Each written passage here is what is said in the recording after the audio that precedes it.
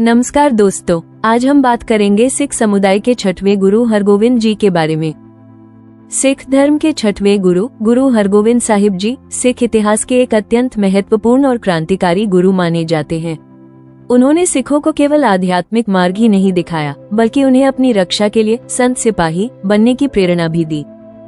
गुरु हरगोविंद साहिब जी का जन्म 19 जून 1595 को अमृतसर के समीप वडाली नामक ग्राम में हुआ था।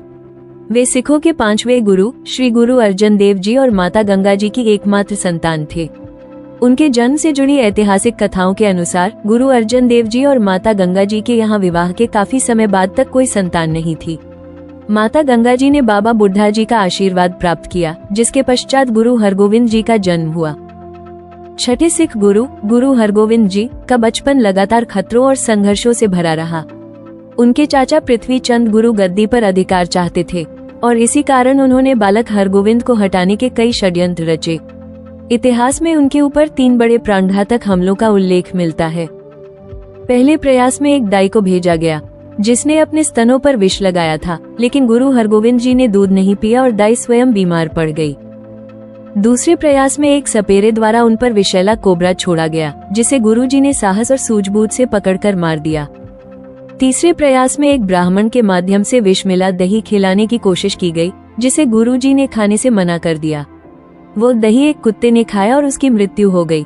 इन कठिन परिस्थितियों ने बचपन में ही गुरु हरगोविंद जी को धैर्य, साहस और आत्मबल से भर दिया।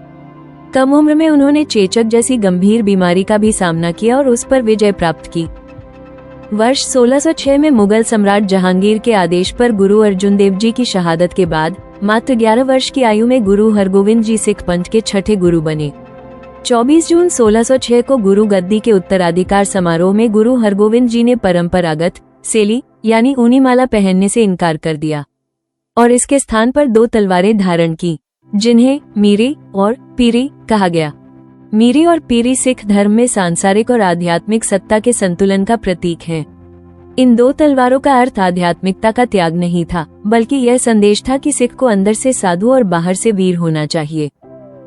गुरु हरगोविंद जी ने अमृतसर में हरिमंदिर साहिब के ठीक सामने अकाल तख्त साहिब का निर्माण करवाया। इसका निर्माण किसी शिल्पकार ने नहीं, बल्कि स्वयं गुरु जी ने बाबा बुढ़ा जी और भाई गुरदास जी के साथ मिलकर किया। गुरु जी ने अकाल तख्त की ऊंचाई जानबूझकर 12 फीट रखी। उस समय मुगल कानून के अनुसार सम्राट के सिंहासन से ऊंचा कोई मंच नहीं बनाया जा सकता था, जो सामान्यतः लगभग 3 फीट का होता था। 12 फीट ऊंचा तख्त बनवाना मुगल सत्ता के विरुद्ध एक स्पष्ट चुनौती था, जिससे ये संदेश गया कि सिखों का सर्वोच्च शासक केवल अकाल पुरख है। अकाल तख्त पर गुरु जी सच्चा पादशाह के रूप में विराजमान होते थे। यहीं से वे हुक्मनामे जारी करते, सामाजिक राजनीतिक विवाद सुलझाते और सैन्य नीतियों पर विचार करते थे। यहाँ वीर रस के वार गाए जाते और शस्त्रों का प्रदर्शन होता था। जहाँ हरिमंदिर साहिब भक्ति और शांति का केंद्र था, वहीं अकाल तख्त शक्ति और न्याय का केंद्र बना। मुगलों के बढ़ते अत्याचारों को देखते हुए गुरु हरगोविंद जी ने सिखों को सैन्य रूप से संगठित किया। अमृतसर की रक्षा के लिए लोहागढ़ नामक किले का निर्माण कराया गया। सिखों को एकत्र करने और संदेश देने के लिए विशाल नगाड़ा स्थापित किया गया। कुश्ती, घुड़सवारी, शिकार और शस्त्र विद्या को सिखों के दैनिक जीवन का हिस्सा बना दिया गया। गुरु जी की बढ़ती सैन्य शक्ति और उनका सच्चा पादशाह कहलाना मुगल सम्राट जहांगीर को असुरक्षित लगने लगा। मुगल दरबार के विरोधी तत्वों जैसे पृथ्वी चंद और चंदू शाह ने सम्राट को ये कहकर भड़काया कि गुरु हरगोविंद जी अपने पिता की शहादत का बदला लेने के लिए सेना तैयार कर रहे हैं। मुगल सम्राट जहांगीर ने गुरु हरगोविंद जी को दिल्ली बुलाया और बाद में उन्हें ग्वालियर के किले में कैद कर दिया। कुछ ऐतिहासिक स्रोतों में उनके कारावास की अवधि 2 वर्ष बताते हैं, जबकि फारसी ग्रंथ दबिस्तान-ए-मज़ाहिब में यह अवधि 12 वर्ष कही गई है। ग्वालियर के किले में 52 पहाड़ी राजा भी अमानवीय परिस्थितियों में बंदी थे। गुरु हरगोविंद जी ने जेल के भीतर आध्यात्मिक वातावरण बनाया और इन राजाओं का मनोबल ऊंचा किया। जहांगीर की बीमारी तथा सूफी संत मियां मीर और वजीर खान के हस्तक्षेप से सम्राट ने गुरु जी को रिहा करने का आदेश दिया, लेकिन गुरु हरगोविंद जी ने शर्त रखी कि वे तभी मुक्त होंगे जब 52 राजा भी साथ रिहा किए जाएंगे। जहांगीर ने ये कहकर चाल चली कि जो राजा गुरु जी के चोले को पकड़ सकेगा वही मुक्त होगा। गुरु जी ने 52 कलियों वाला विशेष चोला बनवाया। प्रत्येक राजा ने एक कली पकड़ी और सभी गुरु जी के साथ किले से बाहर आ गए। इस महान घटना के कारण गुरु हरगोविंद जी को बंदी छोड़दाता कहा गया। रिहाई के बाद जब वे अमृतसर पहुंचे तो पूरे नगर को दीपों से सजाया गया। इसी स्मृति में आज भी सिख बंदी छोड़ दिवस मनाते हैं। गुरु हरगोविंद जी ने कीरतपुर साहिब नगर की स्थापना की। उन्होंने सिखों में शारीरिक शक्ति, खेल और शस्त्र अभ्यास के प्रति जागरूकता बढ़ाई। उनके समय में सिख धर्म का प्रचार कश्मीर से लेकर उत्तर भारत के अनेक क्षेत्रों तक फैल गया। 1627 में जहांगीर की मृत्यु के बाद शाहजहां मुगल सम्राट बना। वह धार्मिक रूप से कट्टर था और उसने गैर इस्लामिक स्थलों के प्रति कठोर नीति अपनाई। अमृतसर और लाहौर में सिख पवित्र स्थलों को नुकसान पहुंचाने से मुगलों और सिखों के बीच सीधा टकराव शुरू हुआ। गुरु हरगोविंद जी ने मुगलों के विरुद्ध 4 प्रमुख युद्ध लड़े और सभी में विजय प्राप्त की। 1634 ईस्वी में अमृतसर का युद्ध। ये युद्ध एक सफेद बाज के विवाद से शुरू हुआ। मुगल शिकार दल का बाज सिखों के पास आ गया। अपमानजनक तरीके से बाज मांगे जाने पर सिखों ने इनकार कर दिया।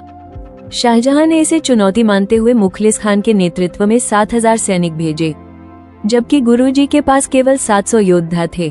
अमृतसर की गलियों में हुए भीषण युद्ध में मुखलिस खान मारा गया और मुगल सेना भाग गई।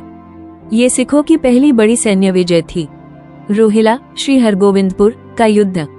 ब्यास नदी के किनारे गुरुजी ने अपने पिता की स्मृति में श्री हरगोविंदपुर नगर बसाना शुरू किया। स्थानीय जमींदार भगवान दास घीड़ा ने इसका विरोध किया और जलंधर के मुगल गवर्नर अब्दुल्ला खान की सहायता से हमला किया। सिखों ने युद्ध में विजय पाई और भगवान दास मारा गया। 1634 ईस्वी में लहिरा गुरुसर का युद्ध। ये युद्ध 2 घोड़ों दिलबाग और गुलबाग को लेकर हुआ, जिन्हें मुगल अधिकारियों ने एक सिख श्रद्धालु से छीन लिया था। भाई बिधि चंद ने साहस दिखाकर उन्हें मुगल किले से वापस लाया। इससे क्रोधित शाहजहां ने लाला बेग के नेतृत्व में 35,000 से अधिक सैनिक भेजे, जबकि गुरुजी के पास लगभग 4000 योद्धा थे। मालवा के जंगलों में लड़े गए इस युद्ध में सिखों ने गोरिल्ला युद्ध नीति अपनाकर मुगल सेना को पराजित कर दिया। 1635 ईस्वी में करतारपुर का युद्ध। ये युद्ध विश्वासघात का परिणाम था। गुरुजी का सेनापति पैदा खान मुगलों से मिल गया और करतारपुर पर हमला किया। इस युद्ध में गुरुजी के पुत्र बाबा त्यागमल ने अद्भुत वीरता दिखाई, जिसके कारण उन्हें तेग बहादुर की उपाधि मिली। अंततः गुरु हरगोविंद जी ने स्वयं पैदा खान को युद्ध में मार गिराया। इन सभी युद्धों ने ये सिद्ध कर दिया कि मुगल सेना अजेय नहीं थी और सिखों की छोटी लेकिन अनुशासित सेना एक विशाल साम्राज्य को चुनौती दे सकती थी। सैन्य संघर्षों के बीच भी गुरु हरगोविंद जी ने गुरु नानक देव जी के आध्यात्मिक संदेश का प्रचार लगातार किया। उन्होंने कश्मीर से लेकर मालवा तक भारत के अनेक क्षेत्रों की यात्राएं की। मालवा क्षेत्र में उस समय लोग अंधविश्वासों और स्थानीय पंथों में उलझे थे। गुरुजी के सरल और तर्कपूर्ण उपदेशों से प्रभावित होकर हजारों लोगों ने सिख धर्म अपनाया। दरावली, मेहराज, डबवाली और जीरा जैसे गांव सिख केंद्र बने। 1620 ईस्वी में गुरुजी कश्मीर पहुंचे और श्रीनगर में छठी पातशाही गुरुद्वारे की स्थापना की। यहाँ अंधी भक्त माई भाग भरी की दृष्टि लौटाई और एक जल स्रोत प्रकट हुआ। कश्मीरी पंडितों ने गुरुजी का सम्मान किया। उन्होंने नानकमत्ता, पीलीभीत जाकर योगियों द्वारा जलाए गए पवित्र पीपल वृक्ष को पुनर्जीवित किया और सिख प्रचार को पुनः स्थापित किया। इसी यात्रा में समर्थ रामदास से उनकी भेंट हुई, जहां गुरुजी ने स्पष्ट किया कि शस्त्र रक्षा और न्याय के लिए है। इस विचार का प्रभाव आगे चलकर शिवाजी महाराज के जीवन दर्शन पर भी पड़ा। गुरु हरगोविंद जी ने समाज की कुरीतियों के विरुद्ध सशक्त कदम उठाए। उन्होंने स्त्री सम्मान पर बल देते हुए सती प्रथा, बाल विवाह और कन्या भ्रूण हत्या का विरोध किया। महिलाओं को शिक्षा, शस्त्र विद्या और घुड़सवारी के लिए प्रोत्साहित किया। उन्होंने जाति प्रथा के विरुद्ध गुरु के लंगर को और मजबूत किया तथा संन्यासवाद के बजाय गृहस्थ जीवन को श्रेष्ठ बताया। गुरुजी संगीत के ज्ञाता थे और उन्होंने ताउज वाद्य यंत्र का आविष्कार किया।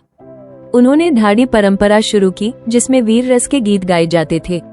साथ ही कीरतपुर साहिब और श्री हरगोविंदपुर जैसे नगर बसाकर व्यापार और शिक्षा को बढ़ावा दिया।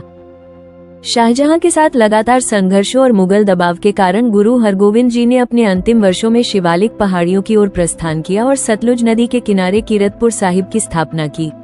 यहाँ उन्होंने सिख धर्म के प्रचार के लिए धुनास नामक नए मिशनरी केंद्र स्थापित किए। इनके संचालन की जिम्मेदारी अपने पुत्र बाबा गुरदिता जी को सौंपी, जिनके मार्गदर्शन में अलमस्त जी, फूल जी और गोंडा जी जैसे प्रचारक कार्यरत रहे। कीरतपुर में गुरुजी ने एक आयुर्वेदिक औषधालय और अनुसंधान केंद्र स्थापित किया। जहां गरीबों का निःशुल्क उपचार होता था। उन्होंने वहां एक चिड़ियाघर भी बनवाया। जीवन के अंतिम चरण में गुरुजी ने कई व्यक्तिगत दुख भी सहे। उनके योग्य पुत्र बाबा गुरदिता जी का अल्पायु में निधन हो चुका था। उनके अन्य पुत्र तेग बहादुर जी ध्यानप्रिय और एकांतवासी थे। ऐसे में गुरुजी ने अपने पौत्र हर राय की नम्रता, बुद्धिमत्ता और करुणा देखकर उन्हें उत्तराधिकारी चुना। एक साखी के अनुसार जब बालक हर राय के चोले से बगीचे का एक फूल टूट गया तो वे रो पड़े। गुरुजी ने उन्हें समझाया, चोला बड़ा पहनिए पर संभल कर चलिए। ये शिक्षा थी कि बड़ी शक्ति को संवेदनशीलता और संयम के साथ संभालना होता है। 3 मार्च 1644 को गुरु हरगोविंद साहिब जी कीरतपुर साहिब में ज्योति ज्योत समा गए। उन्होंने शहादत नहीं बल्कि एक गौरवशाली और उद्देश्यपूर्ण जीवन पूर्ण करने के बाद शरीर त्यागा। गुरु हरगोविंद साहिब जी ने सिखों को सिखाया कि धर्म की रक्षा के लिए शस्त्र उठाना गलत नहीं है।